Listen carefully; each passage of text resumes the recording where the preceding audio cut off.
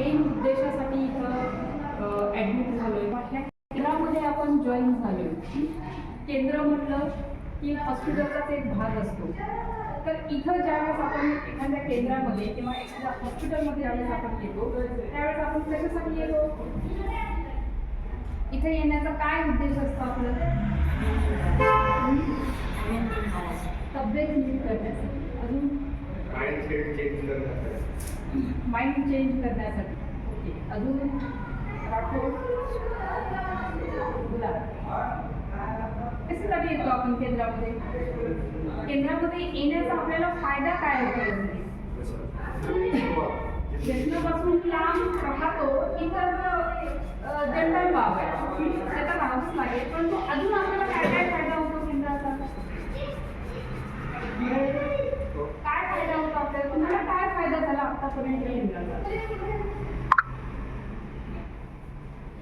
तुम्हाला वाटते असं काही फायदा झाला मला, किंवा मला गरज होती, किंवा मी आलो ते मला चांगलं वाटतंय, किंवा मी चांगलं बनण्यासाठी, चांगलं होण्यासाठी मानसिक स्थिती आणि शारीरिक स्थिती ह्या दोन्ही स्थिती सुधारण्यासाठी मला केंद्राची गरज होती, बरं झालं मला इथं आणलं असं वाटतंय ना आपल्याला?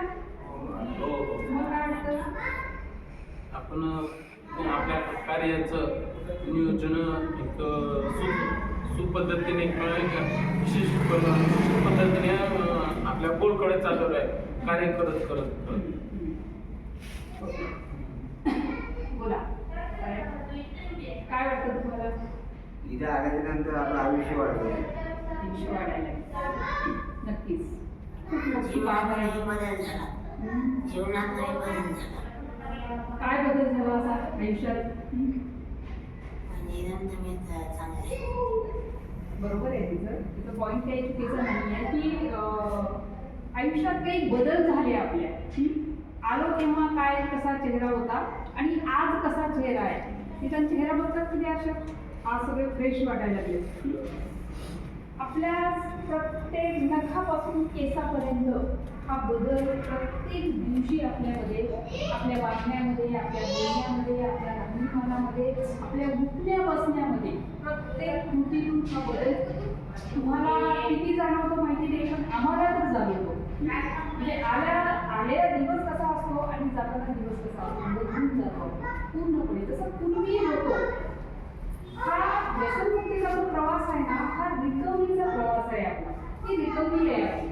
रिकव्हरी म्हणजे काय की परत एकदा पूर्वीसारखं बनणं. कसे होतं पूर्वी आपण? म्हणजे इथं येण्याचा तो एक महिन्याचा काळ म्हणत नाहीये मी. म्हणजे 3-4 वर्षापासून हे जे आपल्या आयुष्यात चाललंय सगळं बिघडत चाललंय सगळी परिस्थिती.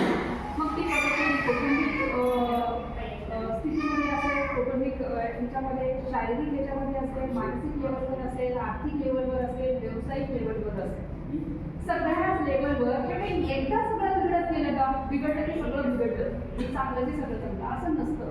कोणत्याही गोष्टीची सुरुवात ही एक छोट्यापासून होते. एक छोटीशी ठिणगी कुठं तरी असं म्हटलं जातं की एक मोठं असं विशाल जहाज असेल तर त्या जहाजाला बुडवण्यासाठी मोठं छिद्र पडलं तरच ते जहाज बुडतं असं आहे का? नाहीये. प्रॅक्टिकली जर आपण बघितलं गेलं तर एक छोटंसं जहाज, एक छोटंसं छिद्र सुद्धा ते विशाल जहाजाला बुडवू शकतं. तसंच आपल्या आयुष्यामध्ये काही ठिणगी पडत गेल्या, काही अडचणी येत गेल्या, काही मानसिकरित्या आपण कधी कधी खचत गेलो, कधी एन्जॉय म्हणून तर कधी दुःख म्हणून, कधी आनंद म्हणून.